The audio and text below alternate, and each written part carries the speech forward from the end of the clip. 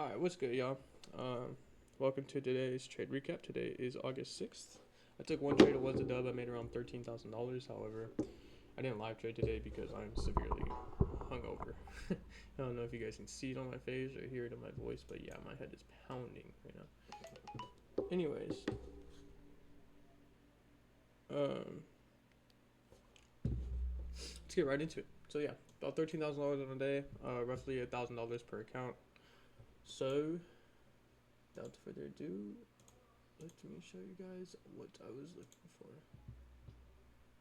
So off rip in the morning, I was leaning bearish, right? I wanted to see price. Don't worry about all this shit to the left, but I wanted to see price manipulate into this 4-hour for value gap, and then we can possibly see a rejection out of it.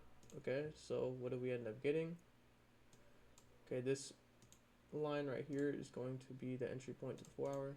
Okay, and then this is just liquidity on the hourly. So coming into this morning, we actually had a bearish S&T with this hourly high right here. But at market open, price ended up trending higher, and we ended up wicking into this. I don't know what this is. I don't know why the screen thing is on the screen. We ended up wicking into this 4-hour fair value gap, along with creating a London high S&T, which is this red line right here. Let me show you. London highs, right? So we have London highs right here. What does ES look like? ES looks like this. At this point in time, right? So London highs right here, obviously they got taken out, but here is where I took the trade in this general area. Let's just go that way real quick.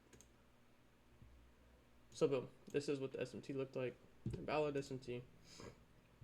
Not only did we wick into a 4-hour bearish gap, we also have a London high S&T, and we also swept past previous 1-hour liquidity, right? All this hourly liquidity right here got swept in, and then obviously this is also 1-hour for value gap, so you can incorporate that in your plan as well. So with that being said, all I was looking for was an inversion to target, well, essentially just all this liquidity right here, and then possibly even this liquidity over here, and then all the way down here as well. So what did I end up doing? Well, there was a 5-minute for value gap. We inverted it, and then I came to the 3-minute, and honestly, price this past couple of days when it inverts the 5-minute, it's been leaving unfilled 5-minute gaps. So what did I do? I just waited for price to retrace into this 3-minute for value gap right here, and I set a limit order. Let me make that like yellow or some shit so you can see. So I set a limit order at this yellow line. I ended up getting tapped into the trade. Stops were above the swing highs over here. I de-risked on this trade just because look how big this fucking stop loss was. 51 points. It's ridiculous. Normally my stop losses are like anywhere from like 10 to 22. This one was a 51 point stop loss, so I de-risked on the day, but I also had a, well, originally my take profit was all the way down here. I had an 84 point take profit, which again is a lot. However, we ended up creating a bullish S&T, which was going against our narrative. So if you guys look down here, these lows ended up getting swept out on ES, okay? And if you come over to NASDAQ, well, these lows did not get swept out. So as soon as I seen the SMT, I full closed, and I was, as you can see, I was barely in drawdown in this trade. I don't even think I was in drawdown at all. And yeah, with that being said, that's all for today. New beginner's blueprint is dropping in 20 minutes. As far as the trade recap goes, I took one trade today.